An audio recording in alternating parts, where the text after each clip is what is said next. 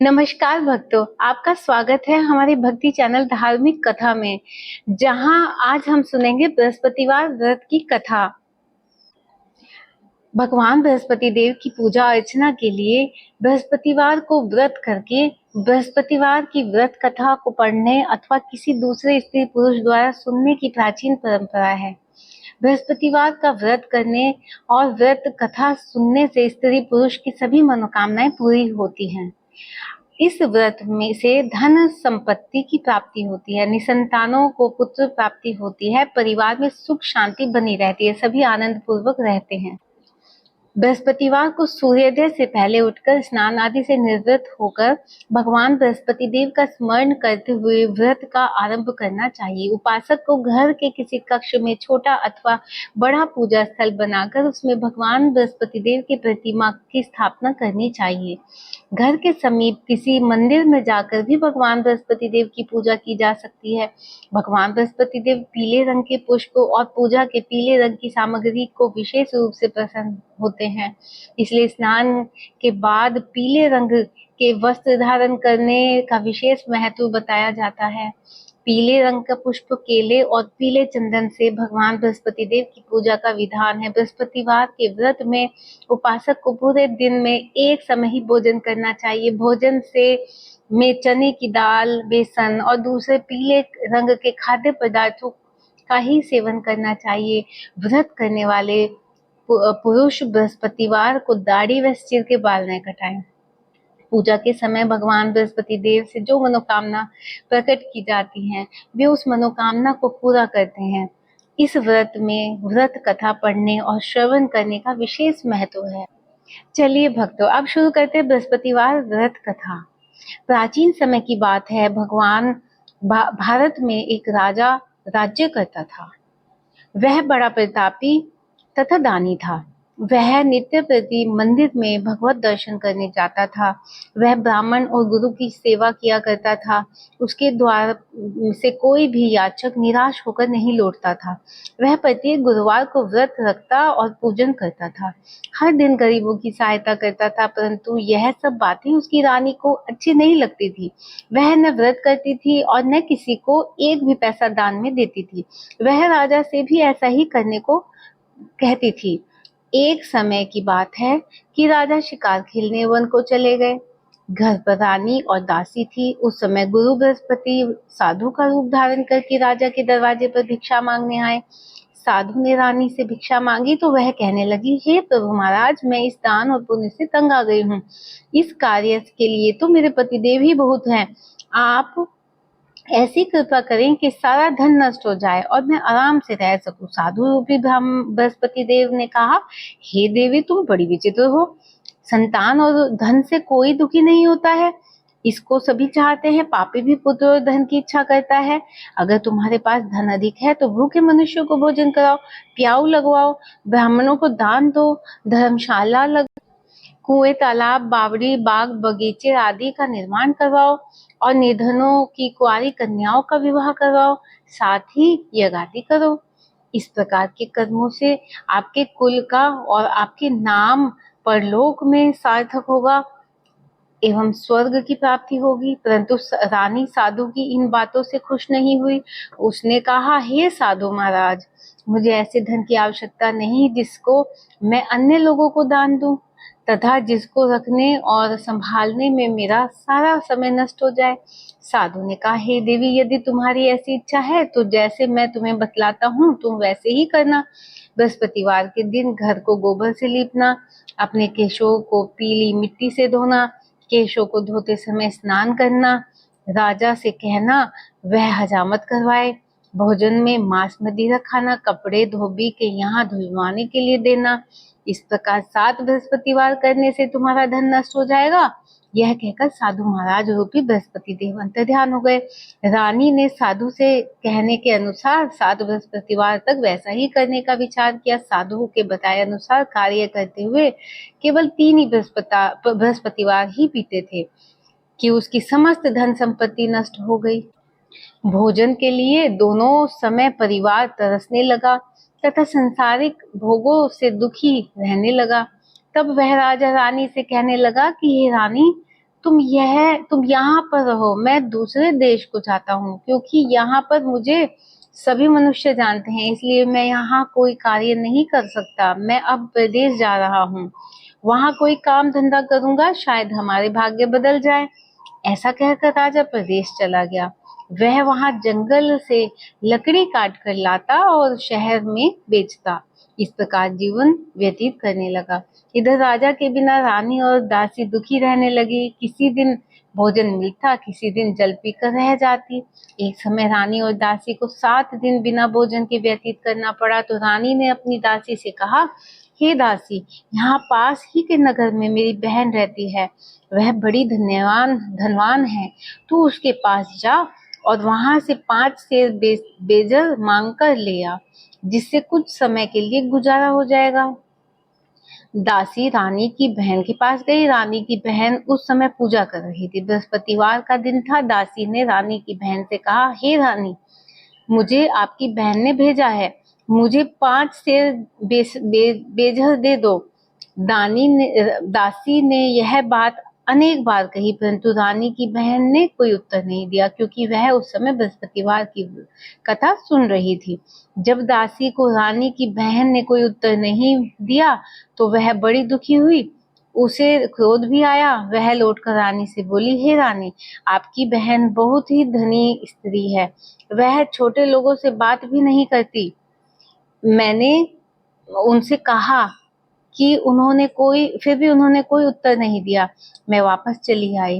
रानी बोली, हे दासी, इसमें उसका कोई दोष नहीं है। जब बुरे दिन आते हैं तब कोई सहारा नहीं देता। अच्छे बुरे का पता विपत्ति में ही लगता है। जो ईश्वर की इच्छा होगी वही होगा। यह सब हमारे भाग्य का दोष है। उधर रानी की बहन ने सोचा कि मेरी बहन की दासी आई थी, परंतु मैं उससे नहीं बोली। इससे वह बहुत दुखी हो गई। अतः कथा सुनकर और विष्णु भगवान का पूजन समाप्त कर वह अपनी बहन के घर आई और कहने लगी, हे बहन, मैं बृहस्पतिवार का व्रत कर रही थी। तुम्हारी दासी हमारे घर गई थी, परंतु जब तक कथा होती है तब तक हम लोग न उठते हैं न बोलते हैं, इसलिए मैं नहीं बोली। कहो दासी, क्यों गई थी? रानी बोली, बहन, हमारे घर अनाज नहीं है, वैसे तुमसे कोई बातचीत भी नहीं है, इस कारण मैंने दासी को तुम्हारे पास 5 सेर बेजर लेने के लिए भेजा था। रानी की बहन बोली, बहन देखो, बृहस्पतिवार भगवान सबकी मनोकामना पूर्ण करते हैं, देखो शायद तुम्हारे घर में अनाज रखा हो। यह सुनकर दासी घर के अंदर गई और वहां उसे एक घड़ा बेजर का भरा मिल गया। उसे बड़ी हैरानी हुई, क्योंकि उसने एक एक बर्तन देख लिया था।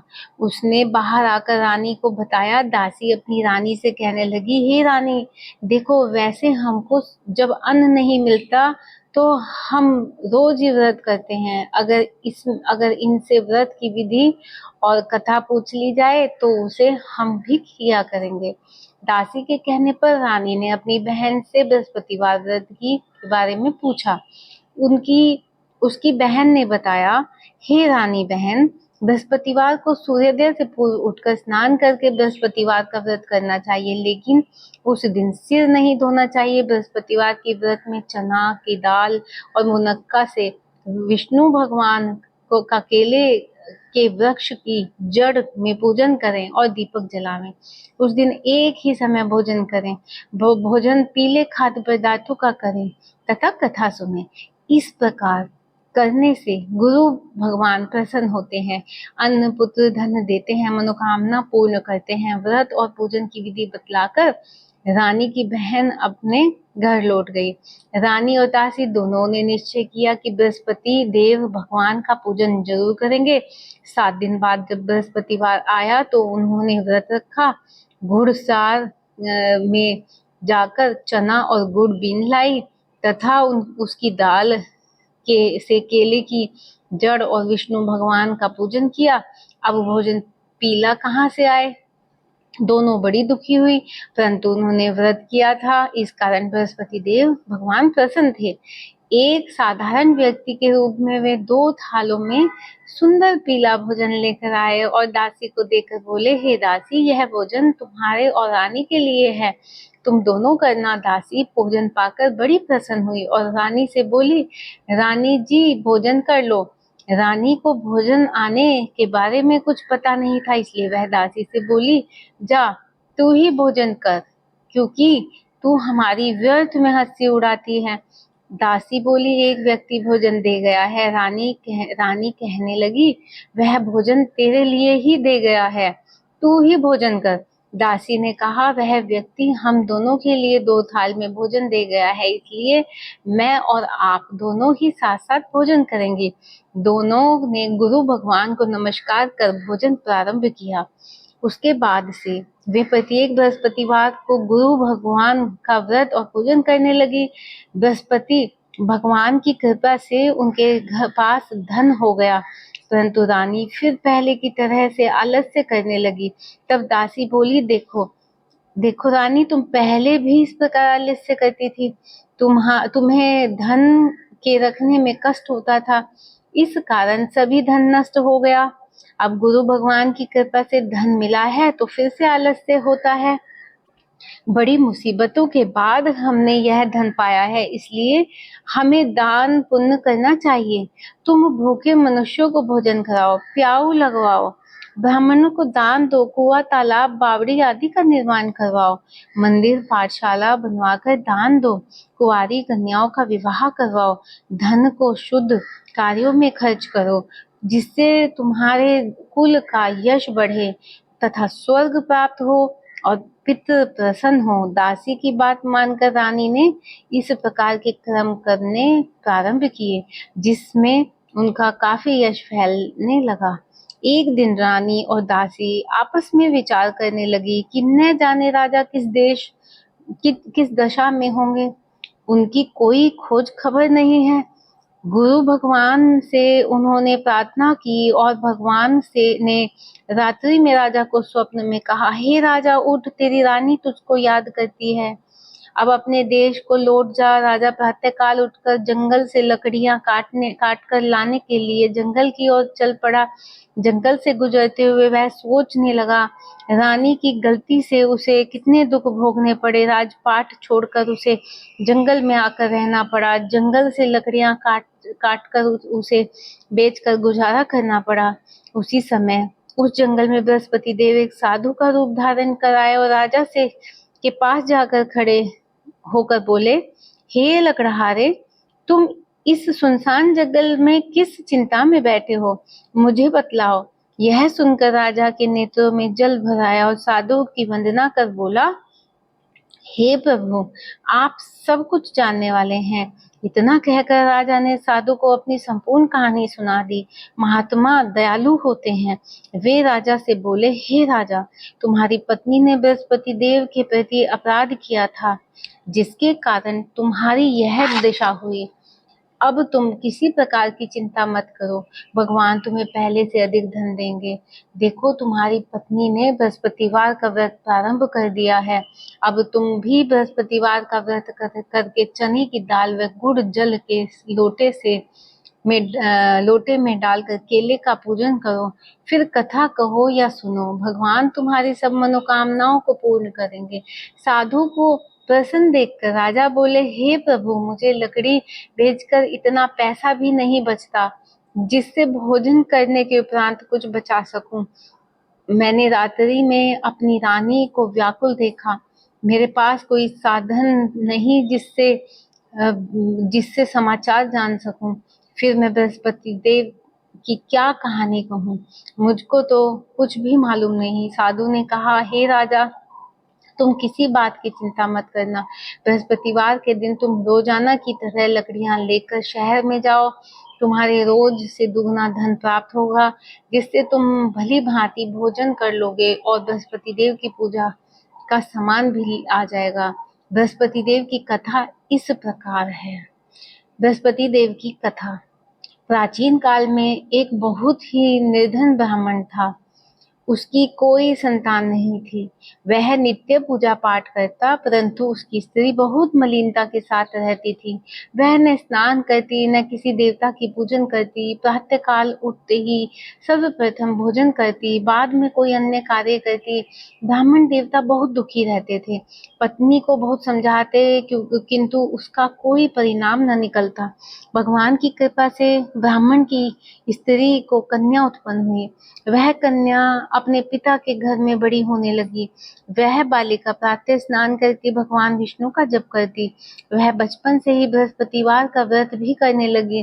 पूजा पाठ समाप्त कर स्कूल जाती और अपनी मुट्ठी में जौ भर कर ले जाती और पाठशाला जाने के मार्ग में डालती जाती। वही जो स्वर्ण के हो जाते तो लौटते समय उनको बीनकर घर ले आती। एक दिन वह बालिका सूप में उन सोने के जौ को फटकार कर साफ कर रही थी।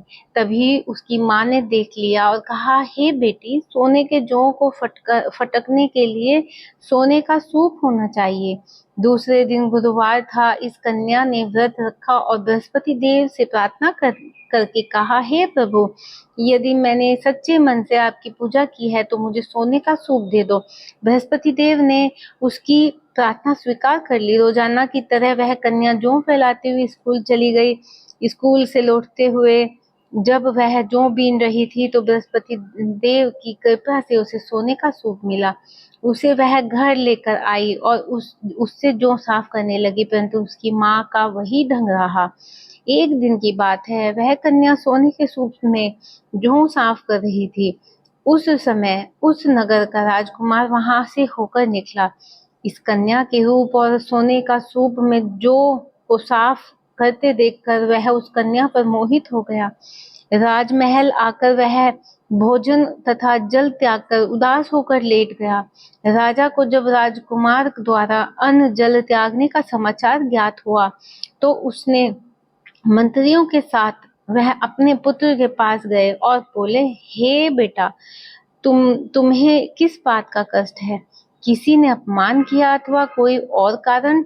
मुझे बतलाओ, मैं वही करूंगा जिससे तुम्हें प्रसन्नता हो। राजकुमार ने अपने पिता की बातें सुनी तो वह बोला, मुझे आपकी कृपा से किसी बात का दुख नहीं। किसी ने मेरा अपमान नहीं किया, परंतु मैं उस लड़की के साथ विवाह करना चाहता हूँ जो सोने के सूप में जौ साफ कर रही थी। यह सुन राजा आश्चर्य में पड़ गया और बोला, हे बेटा, इस तरह की कन्या का पता तुम ही लगाओ। मैं उसके साथ तुम्हारा विवाह अवश्य करवा दूंगा। राजकुमार ने राजा को उस लड़की के घर का पता बताया। मंत्री उस लड़की के घर गया और राजा को आदेश दिया, ब्राह्मण को सुनाया। कुछ ही दिन बाद ब्राह्मण की कन्या का विवाह राजकुमार के साथ संपन्न हो गया। कन्या के घर से जाते ही उस ब्राह्मण देवता के घर में पहले की भांति गरीबी का निवास हो गया। अब भोजन के लिए भी अन्न बड़ी मुश्किल से मिलता था। एक दिन दुखी होकर ब्राह्मण अपनी पुत्री से मिलने गया। बेटी ने पिता की दुख की अवस्था को देखा और अपनी माँ का समाचार पूछा। ब्राह्मण ने सभी हाल कहा। कन्या ने बहुत सा धन देकर अपने पिता को विदा कर दिया। उस तरह ब्राह्मण का कुछ समय सुखपूर्वक व्यतीत हुआ, लेकिन कुछ दिन बाद फिर वही हाल हो गया। ब्राह्मण फिर अपनी कन्या के यहाँ गया और सभी हाल कहा तो पुत्री बोली, हे पिताजी, आप माताजी को यहाँ लिवा लाओ। मैं उन्हें यह विधि बता दूंगी जिससे गरीबी दूर हो जाए। ब्राह्मण देवता अपनी स्त्री को साथ लेकर अपनी पुत्री के पास राजमहल पहुंचे तो पुत्री अपनी माँ को समझाने लगी, हे माँ, तुम प्रातःकाल उठकर प्रथम स्नान आदि करके विष्णु भगवान का पूजन किया करो और तो देखो सब दरिद्रता दूर हो जाएगी। परंतु उसकी माँ ने उसकी एक भी बात नहीं मानी। वह प्रातःकाल उठकर अपनी पुत्री को का बचा झूठन खा लेती थी। एक दिन उसकी पुत्री को बहुत गुस्सा आया। उसने एक रात एक कोठरी से सारा सामान निकाल दिया और अपनी माँ को उसमें बंद कर दिया। प्रातः उसमें से उसे निकाला और स्नान आदि करा के पूजा पाठ करवाया तो उसकी माँ की बुद्धि ठीक हो गई। इसके बाद वह नियम से पूजा पाठ करती और प्रत्येक बृहस्पतिवार को व्रत रखने लगी। इस व्रत के प्रभाव से उसकी माँ भी बहुत धनवान हो गई और बृहस्पति देवता के प्रभाव से स्वर्ग को गई। वह ब्राह्मण भी सुखपूर्वक इस लोक का सुख भोग कर स्वर्ग को प्राप्त हुआ। इस तरह कहानी कहकर साधु देवता वहां से लोप हो गए। धीरे धीरे समय व्यतीत होने पर फिर बृहस्पतिवार का दिन आया। राजा जंगल से लकड़ी काटकर किसी शहर में बेचने गया। उसे उस दिन और दिनों से अधिक धन मिला। राजा ने चना गुड़ आदि लाकर बृहस्पतिवार का व्रत किया। उस दिन से उसके सभी कलेश दूर हो गए, परंतु जब अगला गुरुवार का दिन आया तो वह बृहस्पतिवार का व्रत करना भूल गया। इस कारण बृहस्पति भगवान नाराज हो गए। उस दिन उस नगर के राजा ने विशाल यज्ञ का आयोजन किया तथा अपने समस्त राज्य में घोषणा करवा दी कि कोई भी मनुष्य अपने घर में भोजन न बनवाए तथा आग भी न जलाए। समस्त लोग मेरे यहाँ भोजन करने आवे। इस आज्ञा को जो न मानेगा उसको फांसी की सजा दी जाएगी। राजा की आज्ञानुसार राज्य के सभी वासी राजा के भोज में सम्मिलित हुए, लेकिन लकड़हारा कुछ देर से पहुंचा, इसलिए राजा उसको अपने साथ महल में ले आ गए। जब राजा लकड़हारे को भोजन करा रहे थे तो रानी की दृष्टि उस खूंटी पर पड़ी जिस पर उसका हार लटका हुआ था। उस हार खूंटी पर लटका दिखाई नहीं दिया। रानी को निश्चय हो गया कि मेरा हार इसी लकड़हारे ने चुरा लिया। उसी समय सैनिक बुलवाकर उसको जेल में डलवा दिया।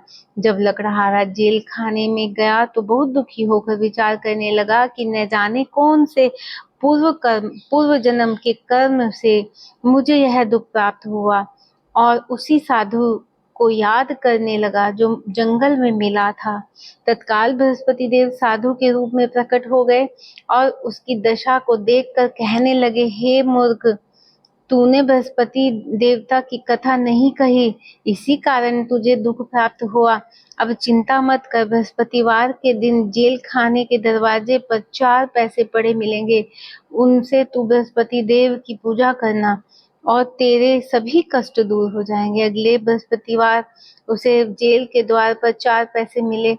राजा ने पूजा की का सामान मंगवाकर कथा कही और प्रसाद बांटा।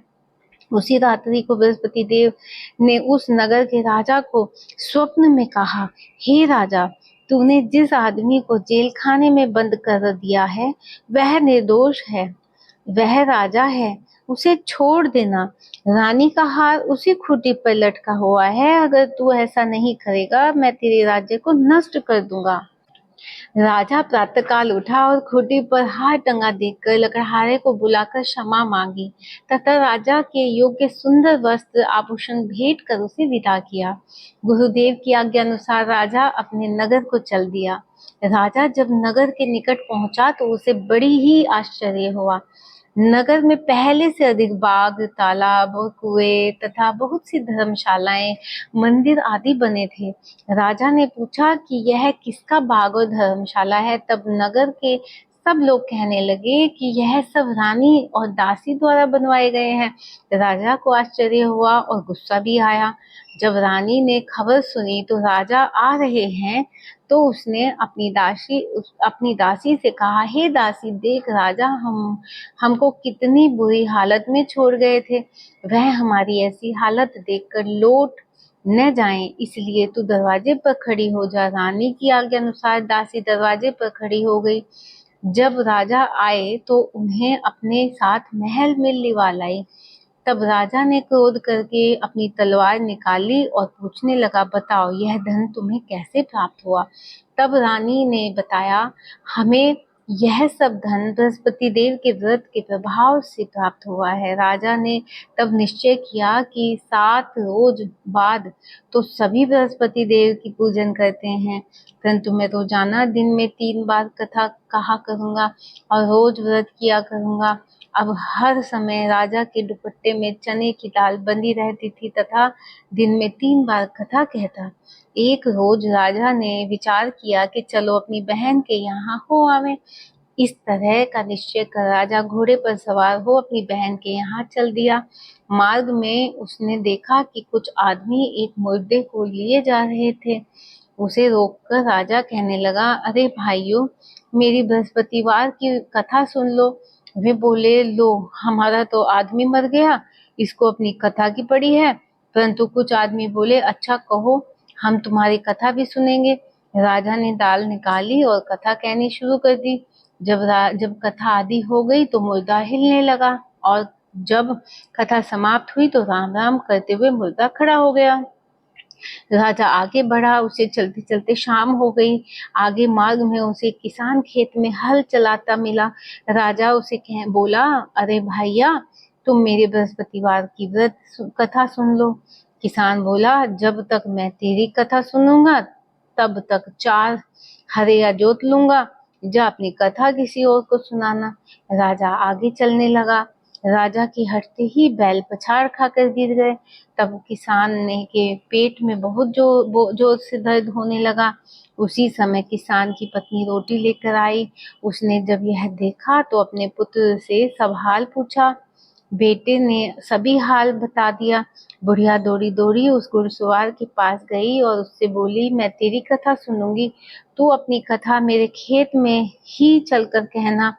राजा ने लौटकर बुढ़िया के खेत पर जाकर कथा कही, जिसके सुनते ही बैल खड़े हो गए और किसान के पेट का दर्द भी बंद हो गया। राजा अपनी बहन के घर पहुंच गया।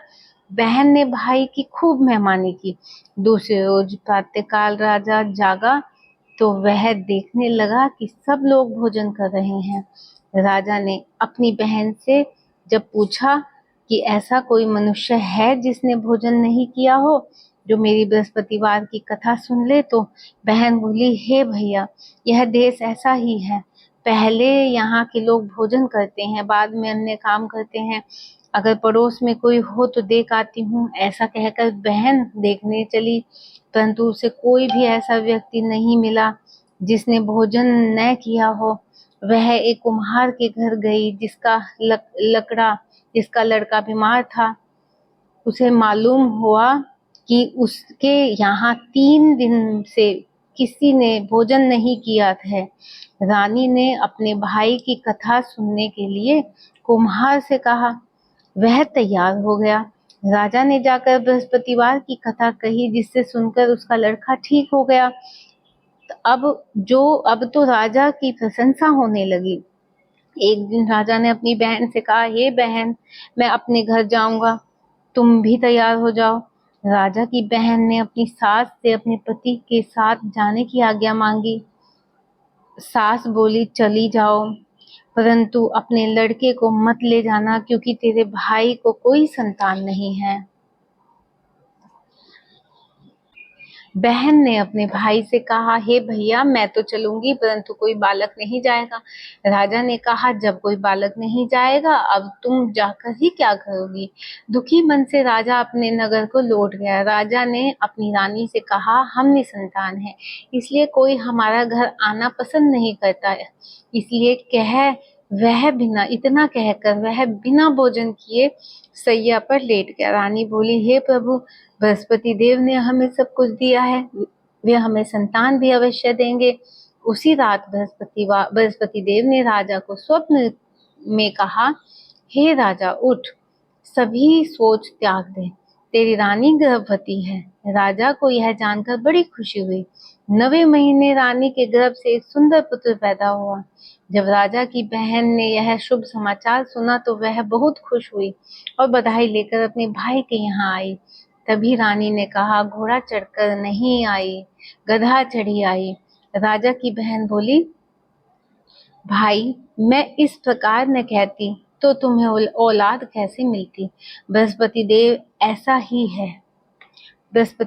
ऐसे ही हैं, जिनके मन में जो मनोकामना रहती है सभी को पूर्ण करते हैं। जो सद्भावना पूर्वक बृहस्पतिवार का व्रत करता है एवं पढ़ता है अथवा सुनता है और दूसरे को सुनाता है, बृहस्पति देव उसकी सभी मनोकामना पूर्ण करते हैं।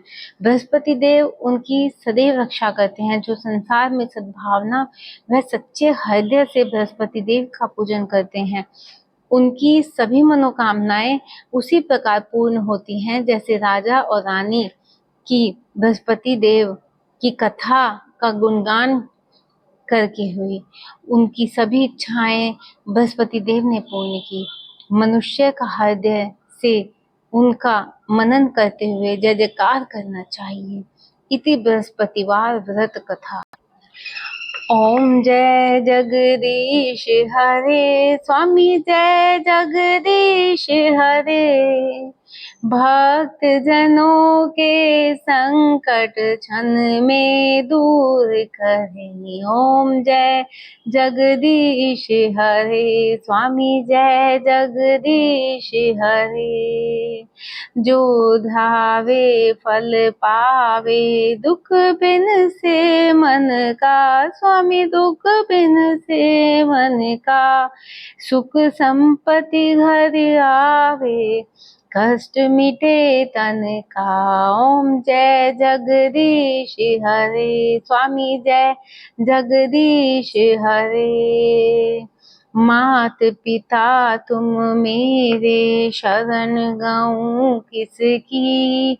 तुम बिन और न दूजा, आस करूं जिसकी। ओम जय जगदीश हरे, स्वामी जय जगदीश हरे।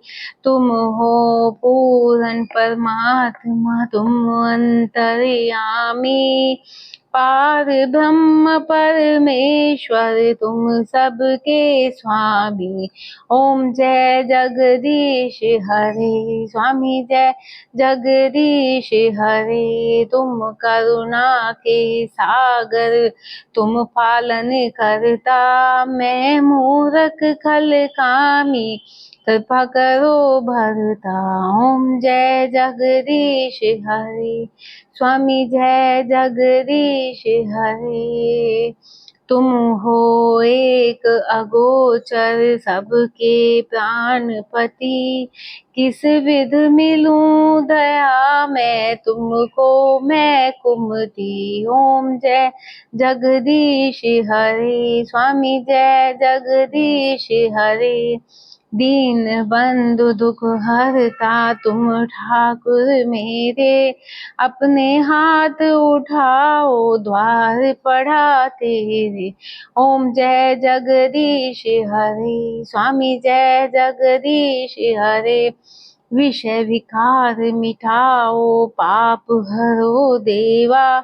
श्रद्धा भक्ति बढ़ाओ, संतन की सेवा। जय ओम जय जगदीश हरे, स्वामी जय जगदीश हरे।